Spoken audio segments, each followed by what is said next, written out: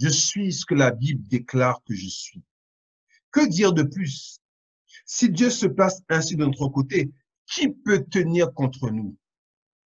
Il n'a même pas épargné son propre fils, mais l'a sacrifié pour nous sauver tous. Alléluia. Est-ce que tu comprends ça, bien-aimé? Christ se porte garant que tu n'es plus sur la malédiction. Tu es béni. Et celui que le Seigneur bénit est réellement béni. Alléluia. Alors regardez 1 Corinthiens 8, versets 1 à 6. 1 Corinthiens 8, versets 1 à 6. Sois libre, Dieu est pour toi. Il dit, pour ce qui concerne les viandes sacrifiées aux idoles, nous savons que nous avons tous la connaissance. La connaissance enfle, mais la charité édifie. Si quelqu'un croit savoir quelque chose, il n'a pas encore connu comme il faut connaître. Mais si quelqu'un aime Dieu, celui-là est connu de lui. Pour ce qui est donc de manger des viandes sacrifiées aux idoles, nous savons qu'il n'y a point d'idole dans le monde et qu'il n'y a qu'un seul Dieu. Ou bien, nous savons qu'il n'y a point d'idole dans ce monde. Car s'il y a des êtres qui sont appelés Dieu, soit dans le ciel, soit sous la terre, comme il existe réellement plusieurs dieux et plusieurs seigneurs, néanmoins pour nous, proclame ça, pour moi, pour nous, il n'y a qu'un seul Dieu, le Père de qui viennent toutes choses, et pour qui nous sommes, et un seul Seigneur, Jésus-Christ, par qui sont toutes choses et par qui nous sommes. Il dit, si pour eux, les idoles ont un pouvoir, pour nous, ça n'existe pas. Alléluia. Pour moi qui suis né d'en haut, les idoles n'ont aucune autorité. Les seigneurs que les hommes inventent n'ont aucune autorité pour moi qui suis né. Pour moi, la seule personne qui a de l'autorité, c'est Dieu. La seule personne qui est active dans ma vie, c'est le Seigneur. Et personne d'autre. Alléluia. Enlève cette histoire que si on met quelque chose chez toi, il y a une idole qui va venir chez toi. Non, non, non, non, non. Pour les personnes qui croient en ça, ça affecte leur âme. Mais pour nous, en tant qu'enfants de Dieu, ça n'a aucun impact. La Bible déclare qu'ils prenaient du bois, ils façonnaient une idole, et avec le reste, ils faisaient du feu pour tuer leur nourriture. Après, se prosterner dit, voici ton Dieu. Alléluia. La Bible nous enseigne maintenant que ce sont des idoles. Et ces idoles, c'est pour dans le monde. Mais pour nous, en tant qu'enfants de Dieu, il n'y a qu'un seul Dieu. La seule personne qui a une autorité réelle, c'est Dieu. En dehors de ça, personne n'a aucun pouvoir sur l'enfant de Dieu. Alléluia. Réjouis-toi, s'il te plaît, et sois libre. Dieu est pour toi. La seule personne qui a une autorité dans la vie de l'enfant de Dieu, c'est Dieu lui-même. En dehors de ça, personne n'a aucune autorité dans ta vie. Et ça, il faut que ce soit clair. Il faut que ce soit acté. Il faut que ce soit accepté par toi. Alléluia. Accepte la pensée de Christ, qu'il n'y a pas d'idole. Dans le monde, oui. Pour ceux qui ne sont pas nés de Dieu, oui. Mais pour nous, qui sommes nés d'en haut, il n'y a aucun. L'idole n'a aucune autorité, n'a aucun pouvoir sur notre vie. Alléluia. Merci Seigneur. Que Dieu soit glorifié. Disons la parole vivante, il est dit, à partir du verset 4. Ainsi donc, sur la question, peut-on manger des viandes immolées aux idoles? Vous m'écrivez. Nous savons qu'il n'existe pas d'idole dans le monde et qu'il n'y a d'autre Dieu que le Dieu unique. Cela est vrai, car bien que les gens du monde, peuple, ciel et terre de prétendus dieux, les gens du monde, peuple de prétendus dieux, les gens peuvent décider que ce verre a un pouvoir, ce verre a une autorité. Et à partir du moment où tu décides ça, tu mets toutes tes pensées sur ça, et malheureusement, tu vas attirer des choses que tu crées toi-même. Mais moi, pour moi, c'est un verre. D'ailleurs, je bois de l'eau. Ça n'a aucun pouvoir. Parce que moi, la seule divinité que je connais, c'est l'Éternel. Je ne connais pas d'autre. Dans ma vie, ça n'a pas d'impact. Je ne suis pas concerné par ce qui se fait dans le monde. Ça ne me concerne pas. La Bible déclare, bien qu'il vienne réellement des multitudes de divinités et d'êtres auxquels ils font porter le titre de Seigneur, nous ne connaissons qu'un seul Dieu, le Père, de qui toute chose vient, pour qui nous avons été créés, vers qui nous sommes en chemin. Il n'y a qu'un seul Seigneur, c'est le Seigneur Jésus-Christ, par qui tout existe, à qui nous. Écoute bien, lorsqu'on parle de Seigneur, on parle de personne qui a une autorité sur ta vie. La seule personne qui a l'autorité aujourd'hui, c'est Christ. En dehors de Christ, aucune créature, on l'a vu tout à l'heure, n'a d'autorité dans ta vie. Dors tranquille, sois tranquille. Aucune autorité. Alléluia. Deuxième point, il n'y a pas de lien ancestral, de malédiction qui peut nous empêcher de prospérer, mais c'est moins de l'ignorance. Regardons maintenant dans Exode 34, verset 7. Il n'y a pas de lien ancestral. Alléluia. Christ m'a réellement affranchi. Je suis complètement libre. Il n'y a rien qui puisse venir m'empêcher. Absolument personne. Je ne crois pas en ces choses. Parce que ça ne me concerne pas. J'étais transporté dans un autre royaume où ces choses n'ont aucun impact. Et imaginons que ces choses auraient un tel impact. Imaginons. Mais moi, j'ai reçu l'autorité de marcher sur les serpents, sur les scorpions et sur toute la puissance de l'ennemi. Et rien ne peut me nuire. Alléluia. C'est ce que l'enfant de Dieu est. Regardez maintenant le verset 34, chapitre 34, verset 7. De Exode. Il est dit, on va lire à partir du verset pour bien comprendre, verset 6. L'Éternel passa devant lui et s'écria, devant Moïse. L'éternel Dieu miséricordieux et compatissant, lent à la colère, riche en bonté et en fidélité, qui conserve son amour jusqu'à 1000 générations, qui pardonne l'iniquité, la rébellion et le péché, mais qui ne tient point le coupable pour innocent, et qui punit l'iniquité des pères sur les enfants et sur les enfants des enfants jusqu'à la 3e ou la 4e génération. Vous avez vu ce passage-là? Donc, selon son passage, il y a une malédiction sur la 3e, 4e génération. Et c'est ce qu'on enseigne dans les assemblées. Qu'il y a un lien sur 3, 4 générations, il faut couper les liens. Il faut couper les liens, il faut jeûner, il faut couper les liens. Regardez Nombre 14. Merci. Donc, apparemment, il y a des liens sous 3e, 4e génération. D'accord. Nombre 14, verset 18. Qu'est-ce qu'il est dit? Il reprend le même passage. L'Éternel est lent à la colère et riche en bonté.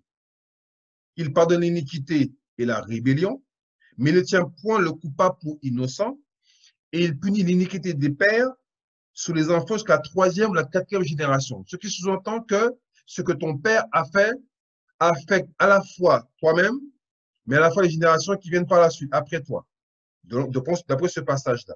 D'accord? Et c'est pour ça qu'on dit aux enfants de Dieu que quand tu viens à Christ, s'il y a ça, c'est que ce sont des liens ancestraux, parentaux, quelqu'un qu'on employé. Il faut couper ces liens-là. D'accord? Maintenant, regardez ce que la Bible déclare maintenant. Dans Jérémie. C'est vrai, il est important, bien aimé, d'aimer la parole de Dieu. Regardez ce que dit Jérémie maintenant. Jérémie 31, verset 29. Jérémie 31, verset 29 nous dit, en ces jours-là, on ne dira plus, les pères ont mangé des raisins verts et les dents des enfants ont été agacées. On ne dira plus, mais chacun mourra pour sa propre iniquité. Tout homme qui mangera des raisins verts, ses dents seront agacées. On ne dira plus en ces jours-là. Et en ces jours-là, ça correspond à quand Christ aura remporté la victoire sur le péché. Jérémie était un prophète aussi messianique. Alléluia. Il dit, en ces jours-là, on ne dira plus que les pères ont mangé des raisins et ses enfants qui étaient agacés.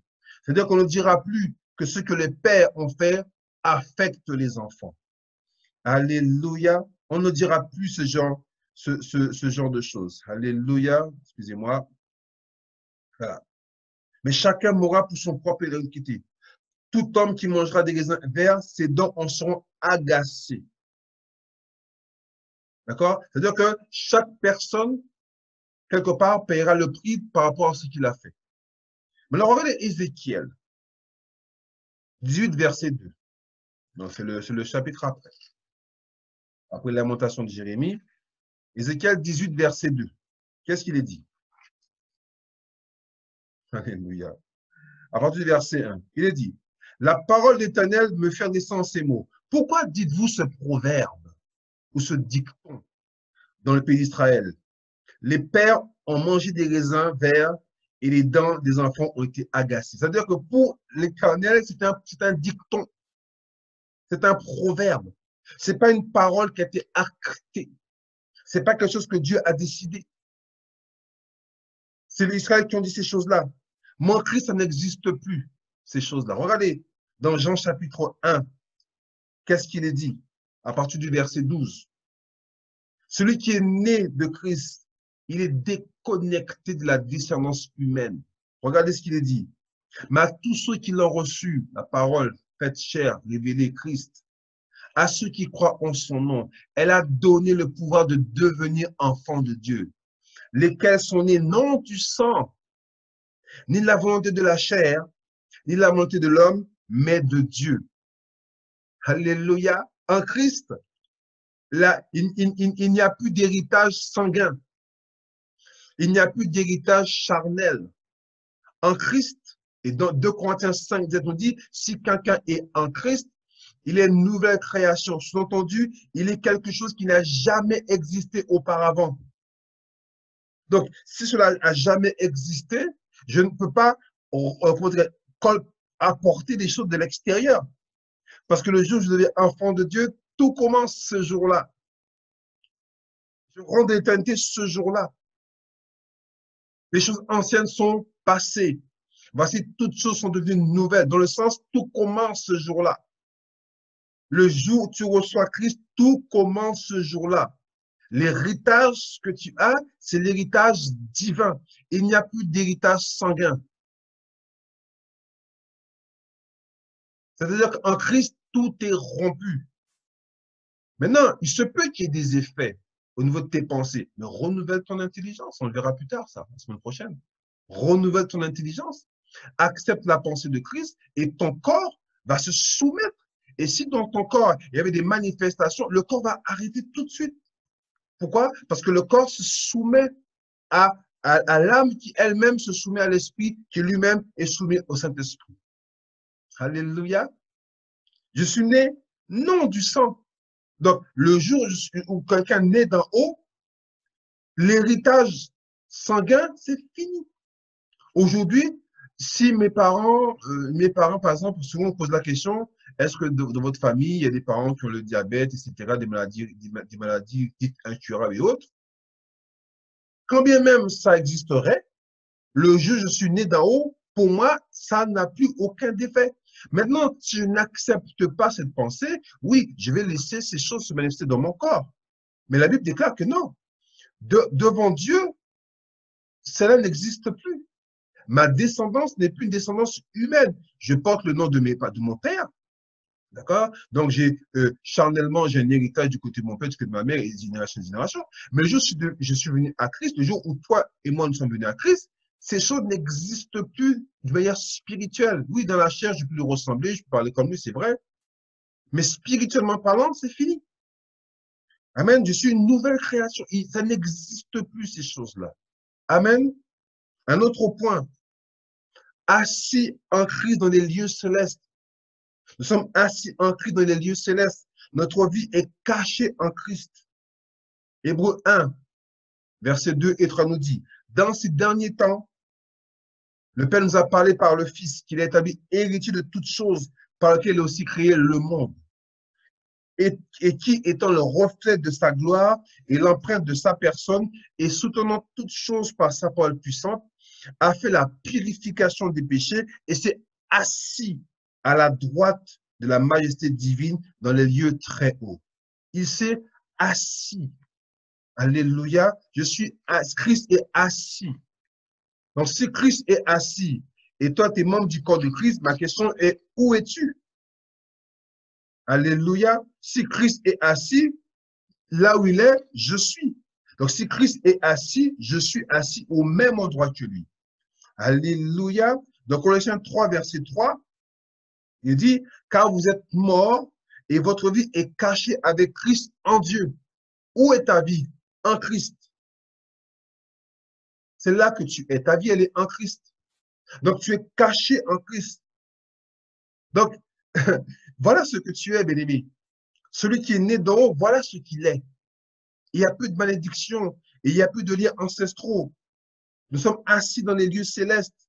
Notre vie est cachée en Christ. C'est là que nous sommes. Alléluia. La Bible déclare que nous a ressuscités ensemble. Il nous a fait asseoir ensemble dans les lieux célestes avec lui. Nous sommes assis dans les lieux célestes avec lui. Alléluia. Et Éphésiens 1 nous dit, dans le verset 4, en lui, Dieu nous a élus avant la fondation du monde pour que nous soyons saints et irrépréhensibles devant lui. Je suis saint et irrépréhensible devant lui. Voilà qui tu es en tant qu'enfant de Dieu. Un autre point, dernier point qu'on va voir pour ce soir. Délivré de la puissance des ténèbres.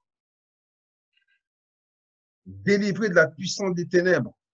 Hébreux 2, verset 14 nous dit, ainsi donc, puisque les enfants participent au sang et à la chair, il y a également participé lui-même, afin que par la mort, il a anéanti celui qui a la puissance de la mort, c'est-à-dire le diable, et qui délivra tous ceux qui, par la crainte de la mort, étaient toute leur vie retenus dans la servitude. Écoutez bien ça, bien-aimés. Il a anéanti celui qui a la puissance de la mort. Il a anéanti celui qui a la puissance de la mort. C'est-à-dire que celui qui aurait éventuellement le pouvoir de détruire ta vie, Christ l'a anéanti. Et je te rappelle que si Christ l'a anéanti, tu l'as anéanti aussi. Pourquoi? Parce que Christ est, comment dirais-je, il s'est incarné, il a pris notre place. Donc si Christ a vaincu le diable, qu'as-tu fait toi? Mais tu l'as vaincu également aussi. Si Christ a vaincu toutes les pensées contraires, mais tu es exactement la même personne. Alléluia, tu es exactement la même personne. Tel il est, tel tu es. Si Christ a vaincu, tu l'as vaincu. Puisque ces enfants, comme il les appelle, sont des hommes de chair et de sang, ils devraient partager notre condition humaine. Il l'a fait, afin qu'en passant lui-même par la mort, il puisse ravir le pouvoir à celui qui donnait la puissance de la mort, c'est-à-dire au diable.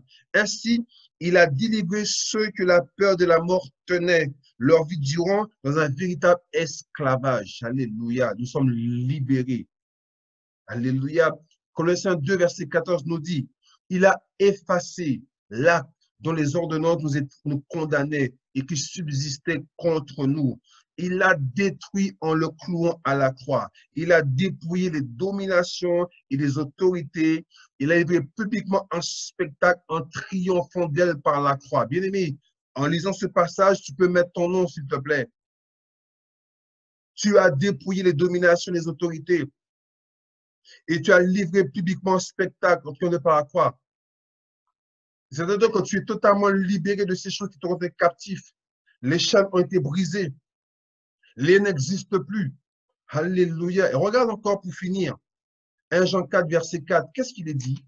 Vous, petits enfants, vous êtes de Dieu et vous les avez vaincus parce que celui qui est en vous est plus grand que celui qui est dans le monde. Écoutez bien. Il dit, vous les avez vaincus, petits enfants.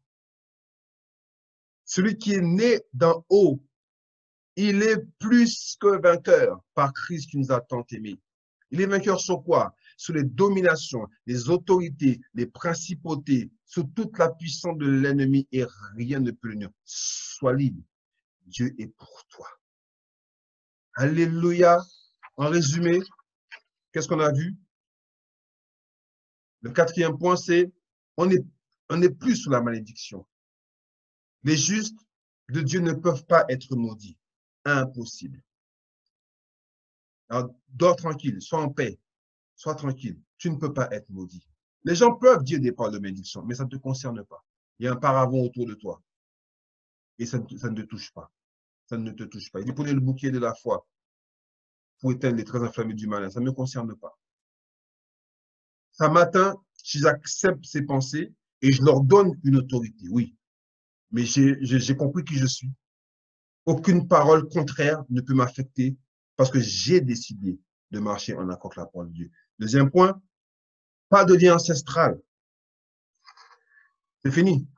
Ce que mes parents ont fait n'ont plus aucun impact sur ma vie en Christ. Je n'ai pas besoin d'être délivré, d'être délié. Je suis délivré, je suis délié. Troisièmement, je suis assis en Christ dans un lieu céleste et ma vie est cachée en Christ. Si quelqu'un veut me chercher, qu'il aille chercher Christ. Alléluia. Et quatrièmement, délivré de la puissance des ténèbres. Alléluia. Béni soit le nom du Seigneur.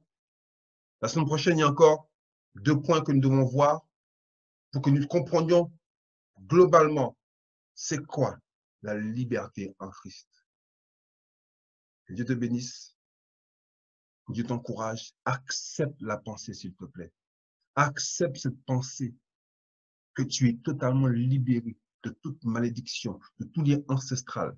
Accepte le fait que tu es assis en Christ et qu'aujourd'hui, en tant qu'assis en Christ, sous les dominations, tu as un pouvoir d'agir sur la maladie, sur toutes choses qui peuvent affecter ton corps. Tu es en autorité pour agir. Agis, s'il te plaît. Sois libre. Dieu est pour toi. Sois béni. À samedi prochain. Dieu vous bénisse.